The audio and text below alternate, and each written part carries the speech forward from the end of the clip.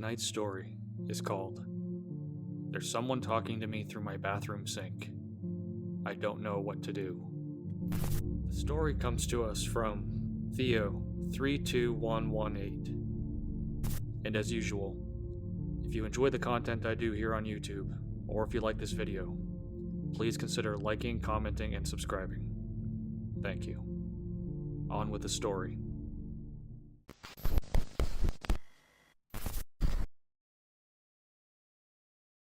Before I start, I think it's only fair for me to be honest. I'm no writer. When I came to the subreddit, I didn't plan on writing anything down. I was honestly just hoping that I would find some account similar to what's happening to me. Some very popular post filled with comments that could explain everything away as a hallucination due to gas leakage or a weird, rare, unconventional trauma response. That hope has been dwindling for the past 2 hours. And the more I scroll, the less I want to go back to my apartment, not even to retrieve my things. But I'm getting a bit ahead of myself. As I said, I'm no writer. This is probably the first thing I've written out of my own volition since high school, so I apologize if it reads as an incoherent mess of disconnected thoughts. Above that, I apologize for the length. But I need someone to read this and help me. I need things to make sense. When I think about it, I suppose I understand why it didn't worry me much at first. You see, since I was young, I remember having to constantly turn off the water when I was showering, just to make sure I wasn't being called by my mom. More than that, I remember that quite often, when I got lost in shower thoughts, I'd get that sudden sinking feeling in my stomach. That tight, nauseating knot any kid from a failing marriage has. And for a very brief moment, before I turned off the shower head, I swear I could always hear my parents in a yelling match. It's called audiopareidolia, if you're curious. It's not uncommon, nor is it a hallucination. It's just another one of those moments our brain chooses to try and find a pattern, be it in running water, a humming fan, or airplane engines.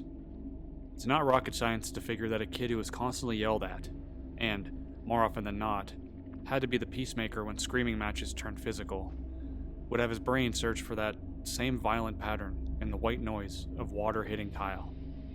Hell, at that time, I distinctly remembered the deafening silence after the shower head was turned off. It was never quite as reassuring. My 7-year-old self would simply assume something really, really bad had happened instead, which often led to quick rinses of my hair and body before tying a towel to myself as best I could at that age, ready to investigate the silence drowned only by my own beating heart, loud and quick on my ears. All of that is to say that even if it had gotten better through the years as I grew up, especially when I finally got to move for college, it wasn't something that ever quite left my life. As I mentioned, it's not an uncommon phenomena, so it didn't bother me. Why would it? Time slowly started to erase my parents' voices and replace them with the babbling you'd hear at a party, or the soft whispering from a television. The type of stuff that blended with the water, easily disregarded. My life found its structure through college, and for the first time, I had that so-called safety net. I will spare you the details of it all, but life was good. I was happy. I got my degree and found a good, stable job, working as a graphic designer. Buying my own place at 26 was supposed to be one of those big achievements you commemorate with your buddies at the pub, and at first, it was just that. It wasn't anything fancy, just a small, cheap flat downtown New York City, but it was mine.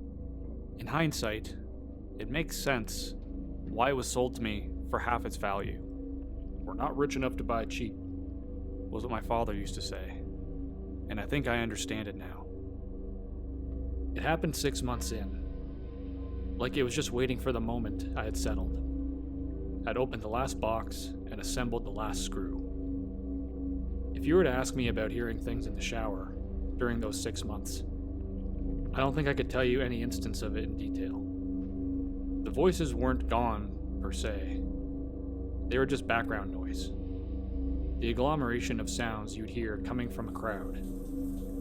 I was washing my hair when I first noticed that the sound had changed. My usual mindless thrumming died on my throat way before I consciously picked up on it. But the moment I did, it went very, very quiet, focusing for the first time in almost a decade. I felt nausea forming in the pit of my stomach, burning up my chest. It sounded like my mother. She wasn't angry. She wasn't yelling or arguing with my father. She was just faintly calling for me. Just my name. Again and again. Now, if you haven't picked up on it yet, I don't speak with my parents. I haven't since the moment I left for college, which was years ago. In all honesty, I think a part of my brain suppressed their entire existence to a point, because before that moment, I don't think I would have been able to tell you if I still knew how my mother sounded like. But right then, it was clear as day. She was calling for me, like she would when dinner was ready, almost entirely disinterested. If it wasn't for everything else that happened after that, I would probably feel too embarrassed to admit that I was instantly and undeniably shitting my metaphorical pants. I don't know exactly how to explain it. It sounded off, as if the fact of it being my mother's voice, after so long, wasn't strange enough. It sounded so clear, like she was standing just outside the bathroom door, speaking as loudly as she could while maintaining a soft, neutral tone. Blank, emaciated face inches from the wood.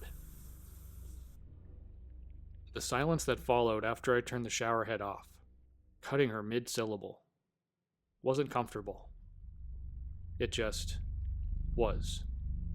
Even without the context I have now, it surprises me how quick I was to dismiss the whole thing. At that moment, I was genuinely terrified I'd opened my door to a mock version of my mother, patiently waiting for me on the other side of the door. There was no one there, of course. And by the time I was figuring out what I was going to eat for dinner, I had practically already scratched the whole thing, as just odd.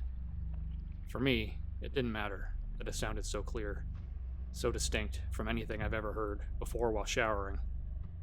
Monotonous, always with the same pitch, like a recording on a loop. Very much unlike the usual noise my brain would craft out of running water. The more likely explanation, that it was simply an echo of a bad memory, from a past that was long behind me, and nothing beyond that. Wasn't really up for debate then. It was just the sort of thing that you rationalize the more time goes by. And to be fair, I wasn't proven wrong until almost 3 weeks later. The second time I heard something, it was early in the morning. I was showering, trying to get rid of a bad hangover before work. Not exactly my proudest moment. Just like the first time, there wasn't anything special about the occasion. I was rinsing soap off my back, lost in thought. There wasn't any transition between the noise of the water and the sudden screaming. As a child, whenever I had the feeling my parents were fighting, it always sounded like muffled yelling coming from behind the door and down the stairs. This was different.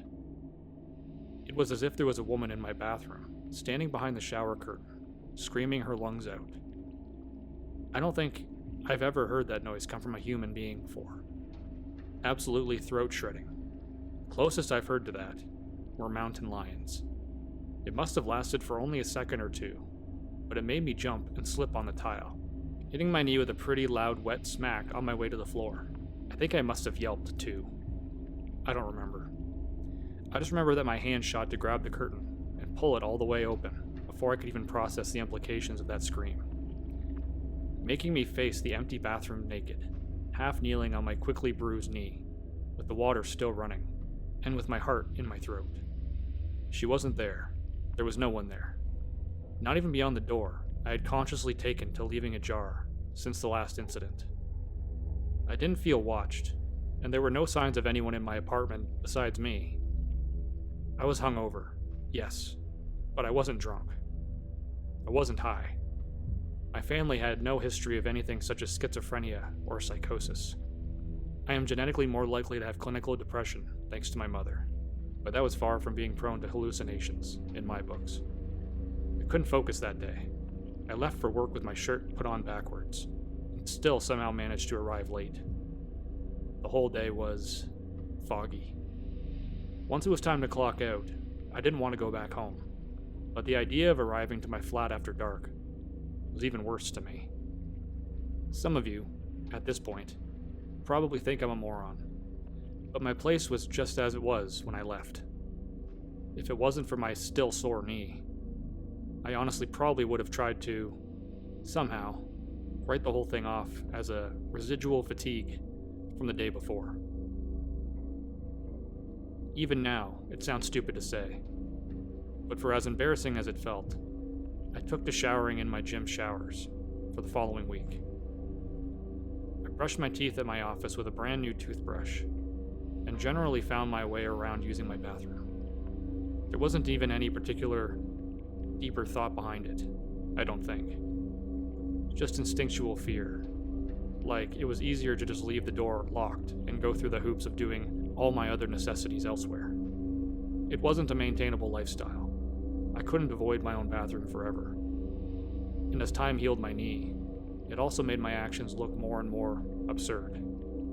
The morning I woke up and cursed at myself for forgetting to shave back at my office the night before as a hand ran over my chin. That fact hit me all at once, like a freight car. What the fuck am I doing? I remember my face went really hot, and if I hadn't been acting like a complete lunatic for the past week or so, I probably would have laughed at myself. I didn't. I think there's very few things in my life I regret more than I do going back into that bathroom to shave. The room was cold as always, but untouched. There was no foul smell, nor a figure standing by the corner. Nothing. It was just my bathroom. Still, the tension didn't leave me, and the fact that I was still scared made me glare at my own reflection before I started to search for a razor. I've always preferred them over those electric ones. Maybe if it was the other way around, I could have lived in blissful ignorance for a few more days, but I think it was inevitable. And maybe it was better sooner than later. The plastic cap I usually leave in my razor overnight dropped in the drain and got stuck between the gaps, half of it sticking up diagonally. So, my fingers instinctively reached for the plastic piece, prodding between the gaps, only to be welcomed to the slimy, cold walls of the drain, brushing uncomfortably against odd, hard bumps. The sensation was enough to make me pull away immediately in disgust, allowing the cap to slide further and out of view. I wasn't too worried. My sink is connected to a wooden cabinet, and the initial drain pipe is right there when you open it. It's honestly a great design, especially for people who often lose their jewelry in the sink. What did make my blood run cold, like the iron in it had been replaced with tiny ice cubes, was the noise the drain made. A few bubbles popped out between the gaps, bursting against the porcelain as the sink seemingly gurgled and choked. It only lasted a second.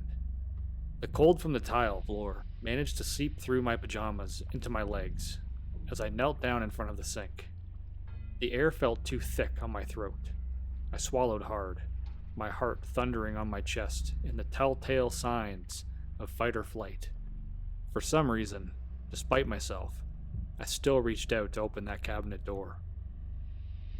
The woman inside was naked, but her whole figure was shrouded by her own thick, overgrown brown hair. Her body was painfully contorted and crumpled to an impossibly small frame, barely fitting her enclosure, but still shoved deep inside the cabinet. Her knees covered her chest, arms broken and bent to fit by her sides, the white bone poking out of the dead flesh at her joints. I couldn't see her face. Her head was thrown back, face smushed against the cabinet's ceiling. Her mouth would have been directly connected to the drain pipe in that position. No, it wouldn't. It was. As if on cue, her throat bobbed, and a noise struggled out of her, pale body twitching with the effort. Her voice came through the drain in a sardonic whisper. "Found me." That voice still rings in my ears whenever it gets too quiet. I can't go back. Every time I remember my finger brushing against rotten teeth, I feel like I'm going to be ill. I've spent the past 2 days sleeping on a buddy's couch. I haven't been able to pay for lunch or dinner, because I have left quite literally everything back at my apartment, including my wallet. I can sense that his partner isn't quite as pleased to have me over for free, and for an indefinite amount of time. I honestly can't blame him, but I'm scared. I don't know what to do. Nothing in my life has made me feel quite as small as she did, and I know that if I go back, she'll want to talk to me again. I don't want to go back. I don't think I'll go back.